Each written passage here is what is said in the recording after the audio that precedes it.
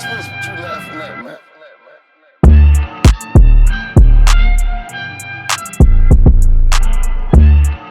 This shit about to be legendary, y'all, for real. All right. Count me down. 3, 2, 1. Nah, nobody ever does that. I'm trying. Welcome back to The Loft. Today we have a relentless, intelligent, creative human being in the room right now. But before we get to this special guest, we're going to introduce the room. We got the one and only Ian McQueenie in the room. What's up, brother? What's up, brother? Thank you for having me. How are you? I'm chilling. You know, love that. It's my first time in the loft. I love that. Yeah. We also got the one and only. She's back. Leale. You want to say nothing to the mic? Yeah. Yo, we're here. What'd you expect? I couldn't stay away for that long. Love I that, couldn't stay love away that. for that long. Love that. And we got my brother. I'm sorry. Joakim? Joakim. We got my brother Joakim in the room right now. What's up, King? You want to say something to the mic? Most dope. What's poppin'? What's poppin'? We got a nice elite squad in the back. But the man of the hour, the man of the day, the man of the week, the man of the month. How long can I go? Man. We got the one and only Carn3y. How are you, King? I'm good. Let's clap it up for the brother. Let's clap it up. Yes, sir. Quite the intro. Of course. I mean, I'm heavy on giving the flowers now while you're here. Yeah. Because I'm I not like the that. type of dude to be like, oh, when I was with him, I try to act cool. I try to act in a certain way. You know, you're a can good dig it. dude. From what I know about you so far, Yeah. I love everything that you're about. I could dig it. Appreciate you. Love. So, Carn3y, you do a lot, bro. I do. I do. Can you give a little breakdown of your favorite things that you do? I love business. Yeah. I love music. Yeah. I love partying. That's Carn3y. Respect. in a nutshell. Yeah. In a nutshell. So when did you finally bring it back? We talk about the journey. I'm heavy on the journey. When did you finally fall in love with music? So that answer is bifold, right? So I've always loved music. As a kid, it was just always kind of like an outlet, you know? Yeah. I always resonated with, music with substance. I would talk about different situations in life because I grew up without a father. So I found a lot of answers in music that, I had in my head that maybe I didn't have a role model or a mentor to answer them for me. Okay. I found the music through a Tupac or, a J. Cole later in life or whoever. Yeah. But I didn't fall in love with the art. I didn't start making music for real until I was like 26. Really? Yeah. So I had always been around it. Like I first got around it when I was like 18, and I was around my first like cypher from a distance, watching people rap. You was like, and that's I was cool. I was wild intrigued, but I was still shy. You know what I'm Yeah, saying? respect, I'd never yeah. even fathomed the thought of like rapping. Yeah. I don't even think I had written like a joke rhyme at that point. Mm-hmm. And then from there, some of the OGs from Olean, shout out to Deuce and Chuck Chan and Sketch. They would always be, down in the basement just cooking up. And I was always, a fly on the wall, just never really wanted to get into it. I did low key, deep down, but I just, at that time, it wasn't my season. Okay. And, it always been in the back of my mind. And then I went through life and I got into the mortgage industry and was doing real well, but there was like a void. Something That you wanted to fill. Yeah, and I'd always been an athlete growing up, and that was all I knew. You know what I'm saying? I played football and basketball in college, and I had to reinvent myself afterwards. And I got into real estate, like I said, experienced a whole bunch of success, was doing great financially. Yeah. And some was missing, some wasn't right. Yeah. And I remember one day, like I had a client blow up on me, and it was just one of them days. And at that moment, it was like, all right, I gotta figure something out. Yeah, he was like, hold on. This I ain't gotta do this. You know what I'm saying? Yeah. Like this can't be the rest of my life. Yeah, respect it. Yeah. And I was like, well, I love music. Mm-hmm. Let's try that. And Respect it. I bought a creative writing book, and I just started writing every day. And it took a few years for me to really release anything. Yeah. But That's fire. So I do want to. I'm heavy on the moment. So your first time stepping in the booth. Yeah. How was that? Was it good? Were you walking out like, yo, I'm nice? Or you're like, ah. Well, there's always like, and this happens, I think, every step along the way. Like, internally, I'm always like, because it's always better than the last. I'm like, ooh, this shit is fire. And then you get into the booth and it's like, now you got to wait on other people's reactions. Respectfully, yeah. You know, so it was nerve wracking. I guess that answer is kind of twofold as well. You know, there's the basement booth and then there's a real studio. Yeah. So they're different feelings. The basement booth, you know, I'm around my niggas. Yeah. So I'm like, their opinions matter. Yeah. You know what I'm saying, to me. So that one I think was almost even a little bit more nerve wracking, especially because that was when I first started rhyming. Yeah. But it was like, you know, I make the parallel to sports, right? So I played, like I said, football, basketball growing up, played in college, and you know, that feeling of walking out onto the football field is like you got jitters, you're nervous, but it's a good nervous. Like you ready to play. It's adrenaline. Yeah. So it's the same thing in the booth. Same thing when you walk on stage, and then, you know what I'm saying, you go to a real studio. The first studio I ever recorded at was in Pittsburgh. It's ID Labs. Oh, it wasn't even at home for you. No, so I lived in Pittsburgh for like 4 years. Oh, okay. So that's where like I first started rhyming. So I go to ID Labs, and they're famous for like being Mac and Wiz's like first real studio. That's fire. That they came up in. So you see all these plaques on the wall. They got inspiring. plaques and whatever else. Inspiration. So, yeah. So you walk in there like, I'm next. Yeah. I'm coming. You know what I'm saying? I'm finna have my plaque one day. I love that. Yeah. But yeah, I mean, in that, then you're working with real engineers. You know what I'm saying? I'm coming from just posting videos on Instagram with my homies being like, yo, that's fire. You know, I'm getting love from the people who, you know, mean something to me. But to that point, you know, now you're stepping in, looking at it as a professional, which is a little bit different. It's a wider range. Yeah. So talking about the journey. So you go inside the booth. You're like, all right, I'm pretty good. Your reactions, it came out pretty good. The people that was in the room was like, all right, you're pretty nice. Yeah, it wasn't So did you go home and write mad songs that day? Like, how was your writing process for you?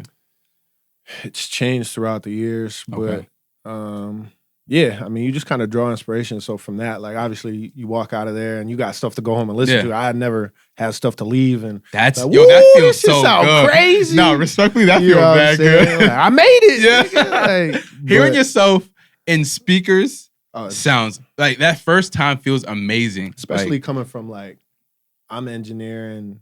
If you can even call it that, throwing a light EQ, maybe some weak ass compression. The early, yeah. No reverb.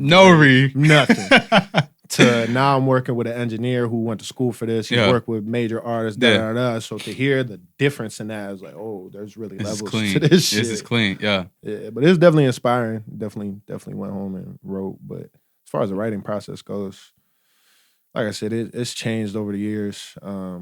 The first book, I don't even remember what the name of it is, but I literally bought a book on creative writing, and it really just touched on or harped on like using your surroundings and telling details and stories about them. So that's really, and I'm a huge like J. Cole, Nas, Kendrick, Tupac fan. So those are always the art of storytelling. So I really started like that and would just like write verses, write to industry beats, whatever. Never really like song making. To now I've transitioned into, okay, I could do that. Do both. Ease. I know I could write a 16 in 45 minutes to an hour. I'll come back fresh out the oven. Yeah. But now it's, okay, I'm going to start with the hook. And I really want to try and create a song with a bridge and an intro. And I want to give you an emotion. You build around it. Okay, respect. Yeah. I mean, it to be honest with you, and I said this in my Two and a Cooler interview, it's like a lot of times, like, you don't even really get to hear what my verses speak unless I can get you with the hook. Respect, because nowadays people's attention span is not even listening to the... So it might not be the fifth, sixth time until you really listen to what the fuck I'm saying. Yeah. You know what I'm saying? So I respect that. But a lot of your music, you do have the turn-up song, definitely. You definitely have turn-up. But you also have songs that you're telling moments. Like, my favorite, I had to just get to this. I Remember. Yeah. Elite. Appreciate you. No, like literally elite. I played it and I was like, hold on. Maybe I like it right now. Yeah. Played it again. I said, nah, maybe I like it right now too.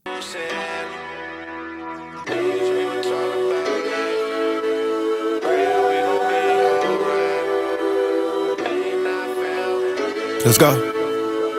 Yeah. Said I remember all the pain I felt.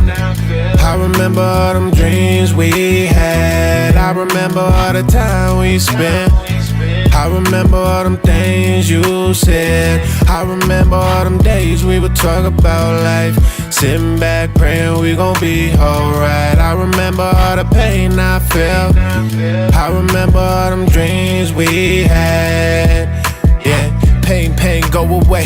Come again another day. Give me back my grandma, man. Life ain't been the same since she left. Circling this track in my mind like what's next. Just staring at my phone, hoping that I get a text. That played it again. Fire. Video, fire. What was you going through? What was your mental struggle that you're going through? That one was a lot about my grandmother passing and just dealing with the trials and tribulations of that because, you know, fortunately for me, I didn't deal with a lot of death growing up. I lost my grandfather when I was 12, and my grandma was like a second mother to me. Like I didn't have my father, so she like really helped raise me. I lived in her house growing up, you know. So losing her was real hard for me. So, you know, I allude to her often in my rhymes, but that song like really was just kind of like just what I was going through and like how I'm coping. And, you know what I'm saying? Just kind of releasing some of that energy that, you know, it's not, I don't even want to call it negative energy because it's not. You're just expressing. Yeah, exactly. So. No, I definitely, you could tell in your voice, especially for that one, but most of your songs, you could tell the pain in your voice. Yeah. You can feel it. It's different from what you're talking like right now. Like, go check it out. But in your voice, when you're speaking, you're kind of like sing rapping in a second. Yeah. Couple moments. I do like that. Is there a certain way or a certain artist that influenced to talk like that, or?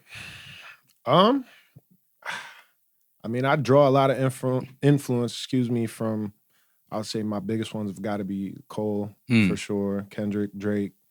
They all came out around the time where I was first introduced to actually thinking about rhyming. Yeah. And like J. Cole and I have like very similar stories, so I always resonated with him. I always loved Kendrick's, just the way he can create. Respect. He's just on a different level. Yeah, Kendrick is different.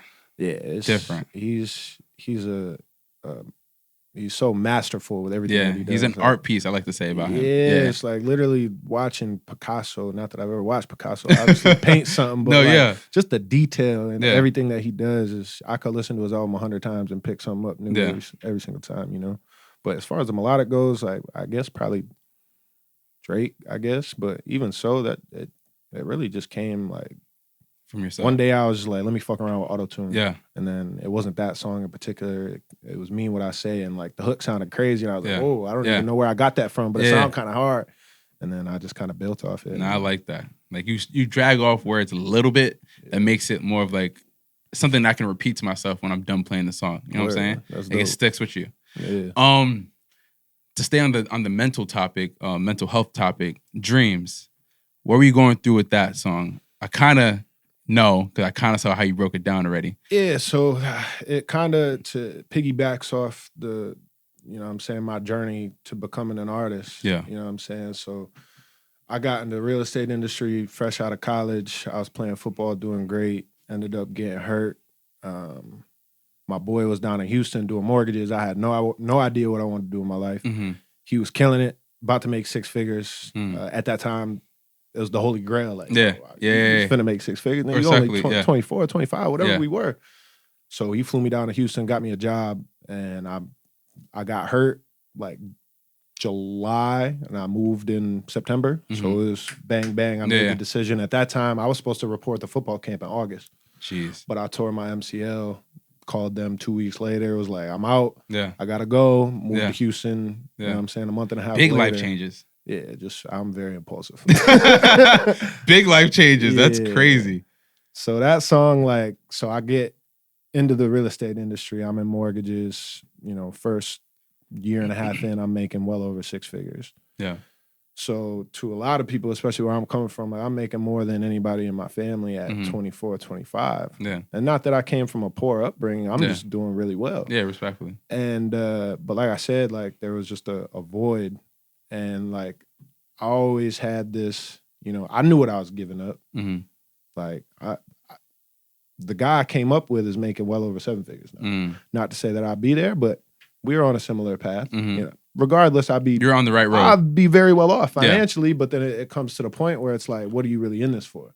Is it the money? Because I could have stuck with mortgages and made way more than I'm making right now. Yeah. But for me, it was more about a quality of life and peace of mind. But there was always that thought, like, yo, nigga, are you crazy? Mm-hmm. And I'm getting a lot of that from my circle, you know what I'm Mhm. saying? And it's not even so much verbal, Mm-hmm. but a lot of just like body language of like, yeah, Are you nigga, bugging? You really rapping, nigga? Like, you really got me listening to this right now, Yeah. nigga. Go back and Yeah. sell some loans. Nigga. I'm weak. Like, No respect. you know Yeah. what I'm saying? And a lot of that was probably me being paranoid and internally just because I knew the stakes of what I could be giving up. Yeah. But at the end of the day, I always, you know what I'm saying, believed that what I chose was the right choice, but sometimes you don't get that tangible proof right away. Yeah. It's delayed gratification. Respectfully. Right. Especially with big moves in your life. Yeah. Yeah, so that song is really about that and just like coming to that moment, like, yo, I'm 30 now. So it's Mhm. like, nigga, if you don't do it, like, fortunately the game has changed and now you can Mm-hmm. get on a little later in life, but at the same time, it's like I have financial goals. I have Mhm. all these other different things that I'm trying to do. Mm-hmm. It's like, how long are you going to chase this little dream that's Yeah. not producing you no revenue? Like, Yeah. at the end of the day, to me, it's a hobby until I can pay my bills with it. Respectfully. And I'm not to that point yet, but Mhm. it's starting to get there. And that song is really just about like, if you don't do it now, it's now or never type Yeah. of thing. Yeah. You know, that feeling. That's real as hell. I ain't gonna lie, Yeah. that was the answer. That was real as hell. I like to say, what you basically just did was make it realistic. Mhm. You made it like a lot of people like to keep things as dreams and like I'm gonna get there, but you put it in front of your face of like, yo, if I don't reach it, I gotta get serious. You know what I'm saying? Yeah. And it's an internal decision. And I feel like that's where a lot of people fold. It's like, yo, you either really have to go for this because at the end of the day, it don't matter what you do. Yeah. You could be running podcasts. You could be a rapper. You could be, you know what I'm saying, running a business. Mhm. It don't matter. There's going to be a point where if you want to be great, you have to put in the dedication. Respectfully. You know what I'm You saying? gotta take that risk. The risk is huge. That's everything. And it's usually a risk that you'd be like, nah, I'll never have to do that. right. And then you gotta do it. You got to do it. Then you gotta do it. Yeah, man. Respect, man. I like you. I like your mindset. That's fire. That's real. Piggybacking off of that, what do you think your purpose is in life is then? That's a great question. That's a tough question. Welcome to the law. I think I'm still figuring it out every day, but I think at this point that you know, I really feel like my purpose is to inspire people. You know, I get that a lot, just naturally off being Yeah. who I am. I'm very naturally ambitious, sometimes to a fault, Hmm. where I try and do too many things at once, Mhm. which, you know, it's a gift and a curse because, you know, I remember probably 3-4 years ago, I watched a Gary Vee interview and he was talking to a 25-year-old, and the 25-year-old was basically saying how he felt like he wasn't where he should be in life and he wasn't happy. And, you know, I'm a paraphrase, but Gary Vee basically just kind of told him like, you're in your 20s. Like your Yeah. 20s are for trying shit and failing. Yeah. Like try and fail as much as you possibly Yeah. can. And I really feel like I lived that. Yeah. I've tried probably 10 businesses in the last 3 years, Mm. all just because like it's not so much to get rich quick, but it's like I don't know what the hell I'm gonna like. Yeah. I like a lot of shit. I'm good at a lot of different shit. So I just keep trying and trying and trying. That's real. And now I'm sitting here and like I finally feel like I know what I want to do going forward, and I Mhm. can commit my 100% energy and effort towards that. Yeah. So like now, because I feel that way, you know, like I said, like I take a lot of risks, and I grind. Like I really fucking grind. Yeah. Sun up to sun down. Respect that. And a lot of people appreciate that. And I think where I came from and the risks that I've taken and, you know, the ability to still continue to have a positive mindset Mhm. throughout all of that can be contagious and inspiring to people. And I feel like I can, you know, provide that to people and give them, you know, hope Yeah. to, just keep going, bro. Keep Believe going. in yourself. Respect. Yeah. You know? So what it sounds like is that you're in competition with yourself. Always. How does that battle end? Me on top every time. I love that. You can't love that. You can't lose as long as, you know what I'm saying? I believe there's no losses, only lessons, you Mhm. know? And it's inevitable that you're going to go through adversity. Yeah. But it's about how you respond to it. And I've had plenty of situations that, You know what I'm saying? I've thought about quitting. That's what I was gonna lead to next. Yeah, like Yeah. constantly. You know what I'm saying? Like it's always a thought because I know that I could be doing something else and be good and just live, you know what I'm saying, the American dream. Have a house, have a family, do whatever. But that's not my dream. Yeah. And the whole reason that I started this was to live a life that I truly wanted, and I felt like I got control. Yeah. I'm not working 9 to 5 to live out your dream. Yeah. I'm gonna grind 20 hours a day to live out my dream. Exactly. You feel me? So That's real. That's real. No, it's so real. So next up, something that I feel like you're very passionate about, as much as I'm passionate about the Loft. Dear Black Man. Yeah. How did that? I know it came from a song. What made you reach out to other folks to interview their lives, So their situations? I met Joaquin in March. So we met in March. Oh, this is a brand new, Yeah. kind of in a sense, but the bond is so strong. Yeah, no, Yeah. he lived with me. That's my brother. I love that. I love Straight that. up. Yeah. So we met in March, and my album had just dropped. We was on a little tour, and played him the song. He loved it, resonated immediately. We connected on it, and I was like, "Yo, I want to shoot a video." So at the time, we was down in Alabama, which down where we was at, there's nothing but HBCUs. We was heading to Atlanta next. Was like, "Yo, let's shoot the Dear Black Man video down here." So we shot it. Video is amazing, and we get back to Olean. And originally we had planned to release it in, I don't know, probably like April, May. Like we was just gonna do it and release it. Like, we do it everything else. Yeah. And so we was thinking of marketing rollouts. And initially we were only gonna do 3 interviews. Deuce, who was a coach of mine, a mentor, one of my best friends to this point. And my other mentor, Jesse. So both of them were like the 2 biggest influences to me being a Black man in today's world. Yeah. So we were just gonna have them, you know what I'm saying, interview, talk about, our relationship, how their influence, the influence that they had on me as a Black man. And then I was gonna tell my story, and that was gonna be that. Did the first interview. First interview was Jesse. Jesse's interview was amazing. So we were kind of like... Definitely good. Definitely great. Yeah, so we kind of like looked at each other and was like, I think we onto something. But so he does the second interview. I wasn't even there for that, but I already knew what time it was. I've had those conversations a million times. Second interview was just as amazing. So then we started talking. He was like, well, what if we did more of these? Because these is really turning out crazy. Yeah. And I started thinking, and Olean's a very small place, like 12,000 people. And I think the Black population is like less than 3%. Really? So if you a nigga, you know all the other niggas. Yeah. So there's only 3%. Yeah, it's crazy. So there's only so many Black people in the community who have, real influence. And I know all of them for the most part. So I started just proposing the idea like, hey, here's what we're doing. Would you be interested? Yeah. Everybody immediately, oh my God, I'd love to. This is a great idea. Let's do it. Let's do it. Let's do it. So then I reach out to a few people, and then we're like, well, what else do we need? We need a woman. We need a police officer. Yeah. So now we start talking to people, and they're like, oh, well, reach out to her. I made like lifelong friends off of this. Love that.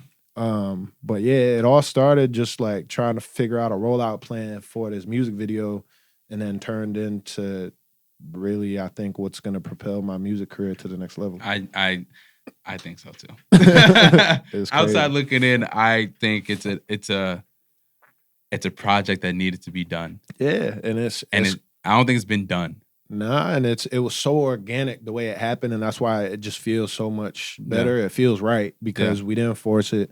We wasn't trying to copy nobody. Like it literally just came organically, and we literally put it together in a month. The original plan was to have all of these out by Blackfest or Juneteenth Jamboree, whatever you want to call it, which is a festival that we throw to celebrate Black culture. Yeah. And that was in, right around June 19th. And here we are, November 16th, whatever it is. Yeah. Still haven't released the last couple episodes, but it's and your episode comes out tomorrow. Right now. Or 12 a.m. Yeah. Right now. Oh, really? Oh, really? I love that. Yeah. How was that being in the chair from being behind the camera? Now you're in that chair. It was gratifying. Telling your stories. It was gratifying because of the way that it all came together. Because, like I said, we put it together so fast that we didn't really know what to expect. I damn sure didn't. And you know what I'm saying? We made mistakes, and there's absolutely a million things that I believe we could have done better. But to sit there in that chair and have watched the progression from idea to where we were at, that was the first time I really felt like I took an idea in my head and we executed on it. And that's a huge, you know what I'm saying, testament to Rakim. Yeah. Because he was able to take that vision and really execute it. And, you know what I'm saying, that was, like I said, that was the first time where I was like, damn, like, this is exactly how I painted it in my head. Like, this usually don't happen. Yeah, no, that's dope. That's dope. That basically, when that happens, that friendship, that bond was supposed to happen regardless in your time. Yeah, it was confirmation. We say that all the time. Because I know you probably thought of the idea and he made it come to life, and he was probably like, I want to do something like that. And now it's supposed to happen. Yeah. I love moments like that though. Yeah, we get a lot of them. Yeah, I love moments like that. Well, especially when I meet my little bro Ian. I have a basketball tournament that I do. I reached out to him to come help with the video. Like, everything goes exactly as planned. And I love that. Yeah, it's amazing. It's an amazing feeling. And now he's my boy forever. You don't got a choice. Word. Hell yeah. So to move forward, where does success, or how do you describe success to yourself? Because you've seen success to other people. Yeah, I measure success by quality of life. I think that, like, I have aspirations to be a billionaire. Let's not get it twisted. Respectfully. But I could be happy with, you know, $80,000, no debt, working for myself. Yeah. Wake up every day and I'm working for me, doing what I want. Yeah. I could be happy with that. Yeah. That's not where I'm going to stop. Yeah. But if it ends up, you know what I'm saying? Happiness is attainable there. Yeah, for sure. I'm not a bougie person. I like to spend money. I like to live a nice lifestyle. I really like traveling. That's where the expensiveness comes in for real. But yeah, like, I don't need much to be happy, to be honest with you. But on the flip side, like I said, I have billionaire aspirations. Respectfully. Whether that comes, who cares? I don't. I'm gonna be happy regardless. It's really just about waking up every day, and like, every day I wake up now, and this is the first time I've been able to say this, like, probably within the last few months is when I've been able to, is like, I really wake up and know that I'm truly doing what I want every single day. I love that. And I'll go out on a limb, probably not even a limb, to be honest with you, to say that 99% of people, probably more than that, can't say that. That's real. That's honest. You know what I'm saying? That means a lot to me internally. Yeah. Once you feel complete with yourself after a simple day, I think that's when you completed happiness. Yeah, facts. Because I, at least for me, I'm happy. I'm a happy man, as you can see. But there's moments where I am not going to be completely satisfied, completely happy, unless I'm doing a lot of things. I'm the same way. Yeah. So, but I can't say now, like, happiness is surrounded by me. I just have to live in the moment to appreciate it. Yeah. That's real. That's my moment. That's my battle. That's my journey right now that I'm going through. Because I know a lot of people come to me like, yo, you do a lot. Yo, I'm proud of you. You're doing all this. I'm like, yeah, but like, and they're just like, yo, stop saying but. Just enjoy the moment of what I'm giving you, your flowers. I'm just like, you know what? I won't be able to smell these flowers when they're dead. So yeah, that's real. I get that a lot too. Because like I said, I'm in probably 5 businesses right now that I got my hands in. Yeah. And like, a lot of people will look from the outside in and be like, yo, you're doing so much, you're doing amazing. And I'm sitting here like, no, like, this business ain't doing that, and this ain't doing that. Exactly. You know what I'm saying? But there are days, you know what I'm saying? But it's all, the sun comes out, you know what I'm saying, after a rainy day, no matter what. Yeah. And it's like, a lot of times you need those down moments to be able to take a step back and look at life from an aerial point of view and appreciate the journey and how far you came. You know what I'm saying? If I look at my life from an aerial point of view and know that I started rap 4 or 5 years ago, literally with a creative writing book in front of me and a notepad to now sitting here on podcasts, like, you know what I'm saying? Give yourself a little credit from time to time. I also wanted to touch on this. You said it in your song. Well, you described it. It's not verbatim. But you said, this made me laugh because I've went through this myself. You said in Dear Black Man, you had white folks telling you that you're not black enough. Please explain that. So, again, I grew up with no dad. My mom's side of the family is white. So I'm just living based on what I know. Yeah, what you surrounded by. I'm around nothing but white people. Yeah. Like I think there might have been 10 black people in my grade. Like most Yeah. of the times I'm the only black kid in the class. Yeah. So like the only cultural teachings I'm getting is through television at that point. You know what I'm saying? Internet ain't going that crazy. Yeah. I can't just Twitter not hitting hop off like on that. YouTube and watch a 2-hour long interview and get some game real Yeah, quick. yeah. You know, so I just was who I was, and sometimes I wasn't black enough for the white people. And That's- I'm like, yo, look, I don't know what to tell you, dog, but my skin is black. Yeah. Like, I got melanin in my skin. I don't know what you want me to do. Is it Yeah. because I talk proper? Is it because, Yeah. you know what I'm saying, I get good grade? Like, what is it for you that makes me so not black? Yeah. You know what I'm saying? And I always had those questions, and I never really got them answers until later in life. Mhm. And that's when I met Deuce when I was 18. I just graduated high school, and to that point, like, you know what I'm saying? You grow, you go through things. I experienced racism, the whole 9 yards, but I never still had that mentor or somebody in my influence circle to be like, yo, this is what's happening. This is why they doing this. This is how you need to react or move. This is what you shouldn't. You know what I'm saying? Just to give me game. And Respect. Yeah. so to that point, like there was a lot of situations where you the whitest black kid I know. And I Yeah. was like, dog, I don't even know what that means. Respect. Trust me, I've been through it myself. I grew up in the hood, went to a worse hood, and then moved to a predominantly white area of school because my pops took us out from those conditions, which you should do Right, that that's for your something child. you should aspire to. And do, then right. once I got there, I've never felt like I don't even know how to put this into words. I haven't really spoke on it too much, unless it's around like people that were there. But geez, there were times people were knocking down when we first moved out there, people were knocking down our mailbox saying, get out of town. Yeah. That sounded like some 1960 thing. No, Like that was 2000, like something. And I was sitting there like, dang, like why are they doing this? Like I'm just another person trying to make it. Like my family just is another family in the area. And that was tough for a hot minute. And I remember when I went to the school and obviously all the black folks, minorities, we made friends. We got super close. Yeah. But even then, I was told like by other white folks telling me like, yo, you're not black enough. You pronounce all your E's and your R's and like you speak really well and you dress differently. Like I'm just like, so what's black to you then? Right. And that question is tough for some folks because That's they don't deep. know what to say back. That's deep. So then that was a strong battle for me. I've been through real racism, like real like, Yeah. dang, like y'all really just don't like me because of my skin. Like that's crazy. So that's how I think people like us, we get to move in different rooms and just know how to navigate because we got to see both sides. I think it was purposeful in my life because now you can't put me in a room where I'm gonna feel uncomfortable. Respectfully. I have friends that are from the hood and Yeah. from the worst of the worst. I have friends who are millionaires. Yeah. So I can navigate through whatever room you need me to navigate through. And that's where, like, especially in a lot of those predominantly white, you know what I'm saying, rooms, I walk in, I'm 6'3", 210 with dreadlocks. Yeah.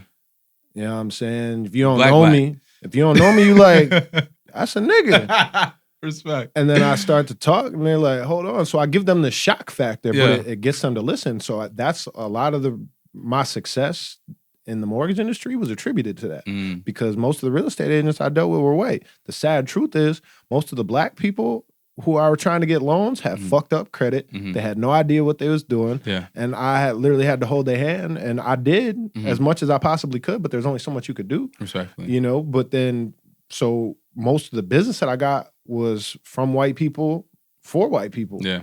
And you know what I'm saying? I gotta pay the bills. So I'm not just gonna work with only black people. Yeah. So I gotta, you know, adapt to them. But a lot of times, like, man, Yeah. you know how many times I've heard, like, I can't believe you're black. Oh, Based off a conversation. Oh. Or you speak so well. I've been there too. Trust. You got dreads. Yeah. Like, and it's like I could react two ways. I could be the angry black man, be like, well, fuck you for thinking Exactly, that yeah, way. yeah. Or I could just, you know what I'm saying? All right, well, Yeah. I am. Well, I am black. Sorry. Respectfully, unapologetically black. I'm sorry. Facts. That's interesting because not many people have been through what I've been through. You know what I'm saying? Like, Yeah. so I when I heard Dear Black Man, I was like, oh, this is a beautiful story. Like, not a lot of people know that. Like, it's not easy to be told that you're not black enough. That was the most craziest comment I've ever heard. Yeah, and then when they found out I was nice at basketball, they'd be like, "Oh yeah, nah, he is black. Nah, he is." I'm nah, like, real "Damn." shit. Like, I'm only black when I'm on the court. Yeah, and then wicked. you know what I'm saying? And it would be a situation where I might not be black enough in this room, then I'll go around some other white people Yeah. and I'm way too black. Like, get this nigga out of here. Get this man It's outta like here. that could happen in a span of hours, Yeah. minutes. Yeah. You know what I'm saying? It's crazy because you really like you don't know how I grew up unless Yeah. I told you. Yeah, You know, so some of these people who are looking at me like, oh, he's too black. Like, I didn't even know. I still don't know a black person in my family to this day. respectfully. You know, so it's interesting, but it gave me a different outlook on life, which I appreciate now. Respectfully, I love that. I love that I went through that myself because, yeah, like you said yourself, there's not a room that I'll feel uncomfortable in. Yeah. Yeah. So, being with all the knowledge that you have now, would you rather be the teacher or the student? I always want to. I feel like I'll always be the student, but I'm starting to embrace the teacher role. Mm.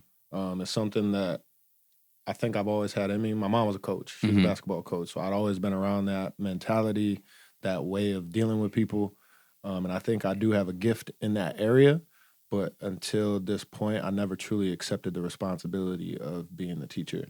Even like when I was in mortgages, I had a couple of assistants, and not to say that like it didn't go well because we were still doing great, but I know that I didn't seize that opportunity the way that I could have, but I believe in my heart that it was because my heart wasn't in it. And now that my heart's in it, like, you know what I'm saying? We run with a little crew. We got me, Joakim, Liale, Trey Styles, 197 Steve. Shout out to them.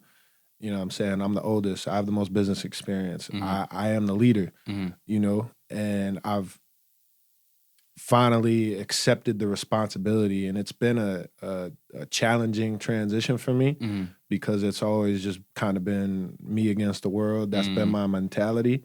But now to see, you know what I'm saying, I'm able to pour into them and to be able to see, especially these two who are here, like, them listen and apply and watch it affect their lives, and like that is so internally gratifying. And to finally have accepted that responsibility, it feels good. And you know, I can feel myself growing every day. And some days, you know what I'm saying, I go throw my head in the pillow and yell and take a nap just to, you know what I'm saying, reset. But it's a challenge, it's an uphill battle, but you know what I'm saying, I'm starting to really enjoy the role of being the teacher / leader. Yeah. What are some ways that you decompress? I smoke weed, a lot of weed. Yeah. I drink. That's honest. Yeah. Yeah, I'm gonna keep it 100. Yeah. And I, for real, like a lot of times what I'll do is I'll drive around by myself for real, and just with an L, and just where I live at is very rural. So you can drive. Olean's considered a city, but you can drive 5 minutes and be on a farm. Yeah. So there's tons of hills, tons of back roads. So if I'm super stressed, I'll literally just go drive around for 20, 30 minutes. And just sometimes not even with the music on, and just those be the best ones. Bro, it's silent ride. It's therapeutic. Yeah. It really is. And that's like really where I go to reset. A lot of times if it gets super intense, I'll just literally go to sleep for 20, 30 minutes and just know that when I wake up, I'm finna take a deep breath and I'm gonna reset and I'm gonna fight back. You know what I'm saying? Like, I know that this is gonna end at some point. I'm not gonna let it take over my mind for too long. Yeah. So. What are some advice you'd give what is some advice you give an aspiring artist that wants to get into the game, that wants to blow up, that wants to get into the rap, that wants to be an engineer? Like, what is some general advice you'd give to that person? Delayed gratification is real. Instant results. Like, expectations are the biggest leader to disappointment. Yeah. I think a lot of new artists, because you get to see these people who look like they blow up, right? Yeah. And they go from you having no idea of who they are to now the whole world. Yeah. What they didn't see was the 5-10 years and 10,000 hours that they put in. And a lot of people had that misconception that they can just pick something up. I can just pick a pen up and I'm gonna be a great rapper.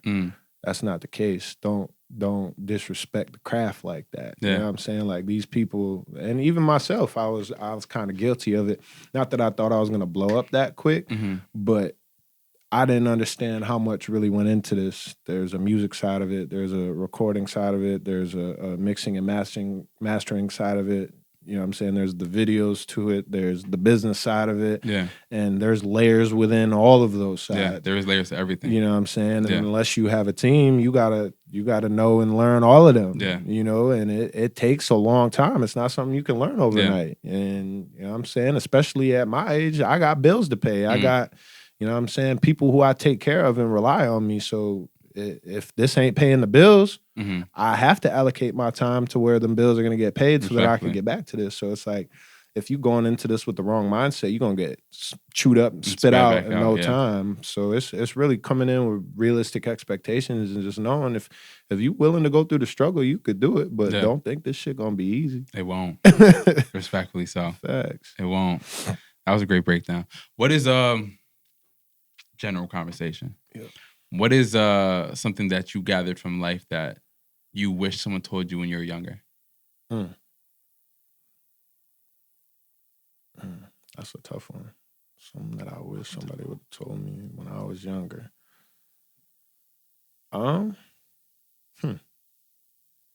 It is a tougher question. Yeah, let's come back to that one. I'll give you one. I'll give you you one that I wish someone told me. One thing that my pops would always tell me that I didn't understand, that I now do heavily, that if you know me, everybody's gonna agree that I do this: planning. Like, one thing for me, I plan out my entire life. Like, everything about me is about a plan. But when I was young, I just wanted to be on the go. I just wanted to just live. I just wanted to do all this other things. But like, now when it comes down to, if you want to be around me or do anything, it has to be a plan. It has to be emotion to it. It has to be well thought out. And if it's not, I'm not a dickhead. I just don't want to be a part of it. Nah, facts. And I feel that. A lot of people understand. I'm the nicest guy you'll probably meet. But like, if you just, let's get together and let's do something, I will never be a part of that thing, only because like, I don't want nothing. I don't want messy. I'm all about quality. And if you want quality outcomes, you got to plan it out. And that's how I work. And some folks probably watching this right now, like, yeah, he definitely dubbed me because he didn't want to do something. But it's all out of love. Like, I'd rather you have a well thought out plan, or we sit down and think of a well thought out plan and complete something. And I think the journey is more appreciated after that too. Yeah. When you sit down and look at it and be like, we put that much time into just planning, and it's just that easy. Is that confirmation for your single? Now we just had this conversation. That's real, because like I said earlier, we're all super guilty of waiting until the last minute to do things and planning on the fly. Yeah. And you're sacrificing quality a lot of times when you do that. So I'm the same way. I plan out things almost to a fault. Sometimes I feel like I overplan and overanalyze. But I guess to answer that question, that did spiral me in the right direction.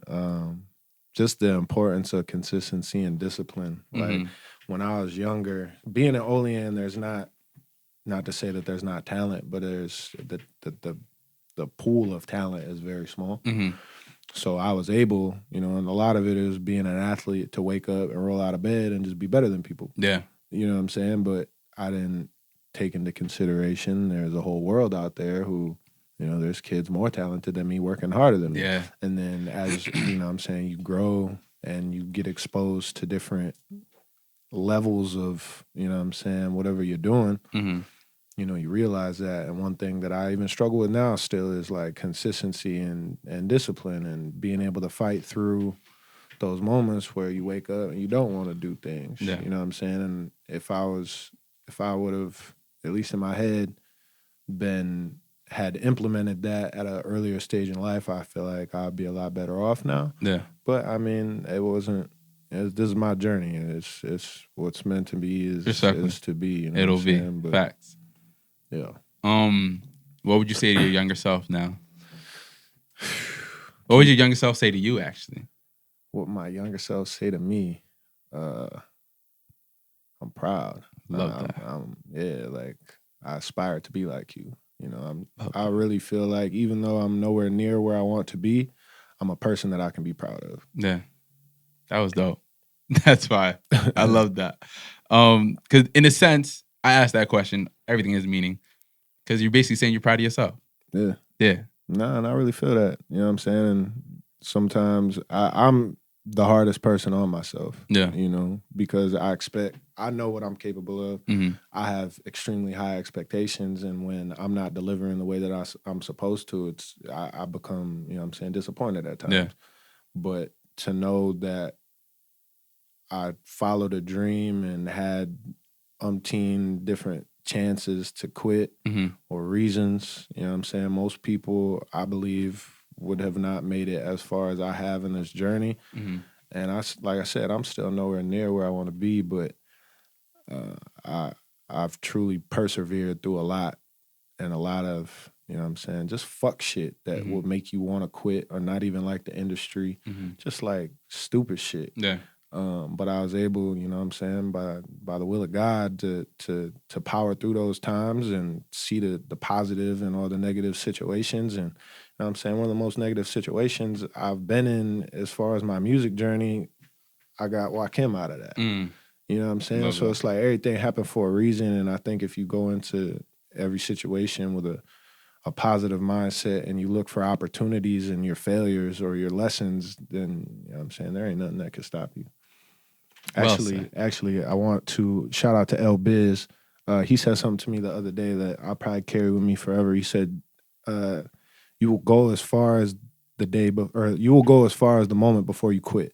And I was like, That's real. "That's real as it gets." That's real. Do you have a mentor? I have several. Yeah. I have different mentors for different things.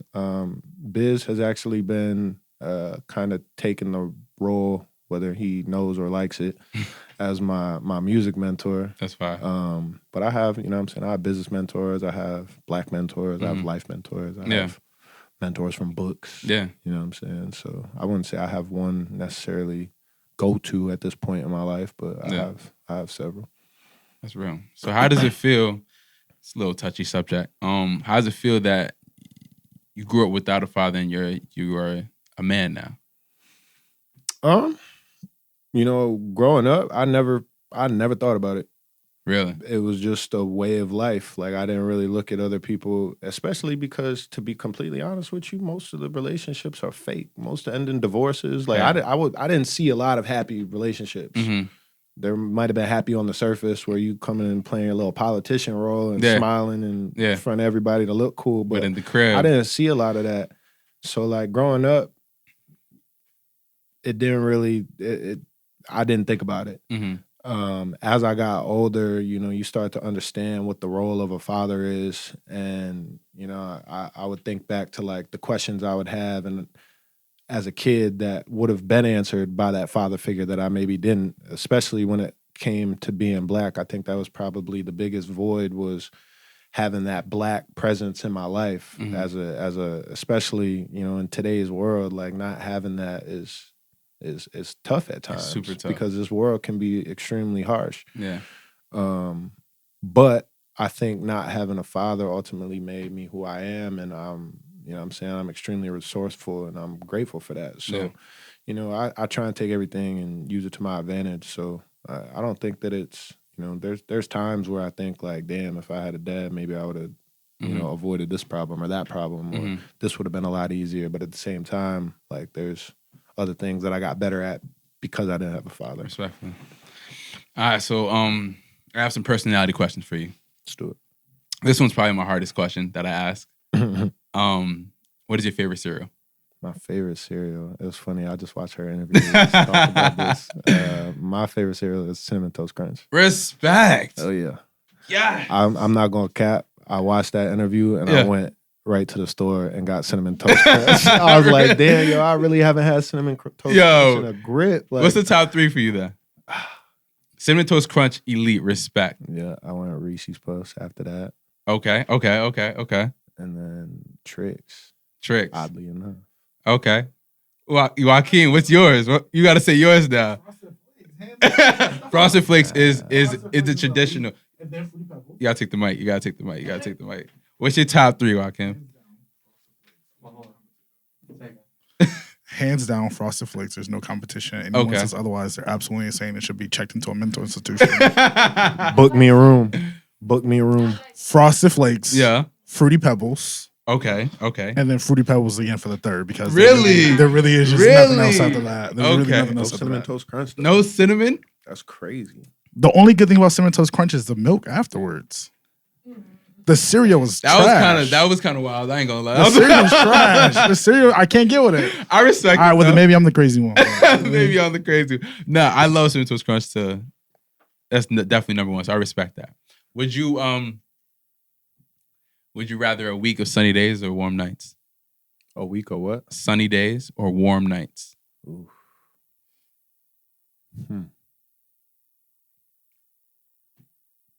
Sunny days. Hmm. I'm best during the day. Yeah, love that. I think Okay, so. That's tough though. That's tough. I like that 'Cause question. I do love warm nights. Yeah, I'm still going sunny days. yeah. Yeah. What's one thing you can't go without? Can't go without. Oof. Shit. There's so many. There's so many. One thing I can't go without. I'm gonna say, I have a problem listening to podcasts. Yeah. I listen to all podcasts. There's not a genre I don't listen to. Yeah, I was gonna say music, but that just seemed too general. Yeah, a lot of people say music. I mean, I guess that's the first thing that came to mind. But It's real then. It's honest. It's authentic. yeah, I guess music.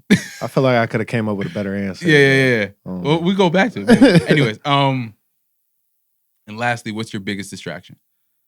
my biggest distraction, myself. Mm. Yeah, I get lost in my thoughts constantly. My mind is extremely sporadic. I'm pretty sure if I ever went to the doctor, they would diagnose me with ADHD. Yeah. But I won't go. Just sum it up. I'm not going. Yeah. Yeah. Dope. All right. So the last question of the episode. Do you wanna drop some wise words of the day? Some wise words of the day.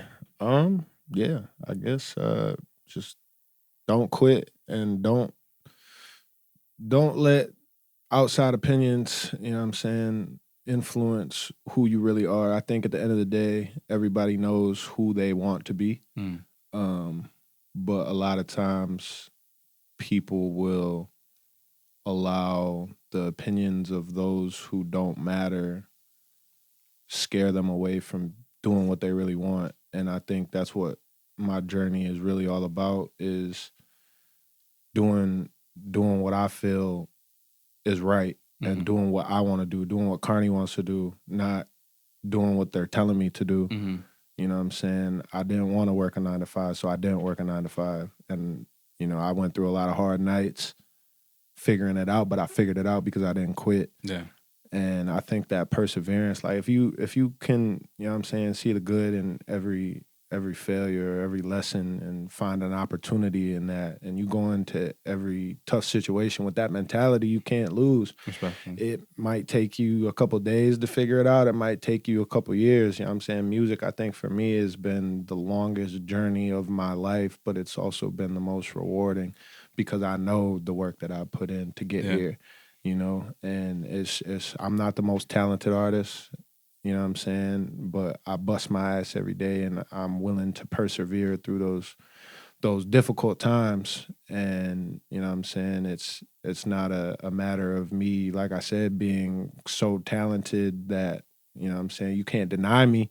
Mm-hmm. It's really just my will to win and never quit.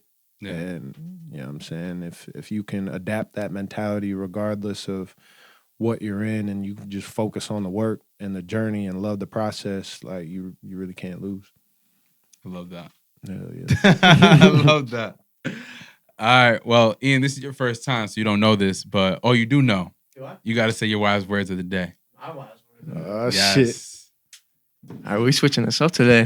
No, this is every episode. Yeah, okay. Yeah. All right, so my wise words for the day would probably be, you got full control of your life. right?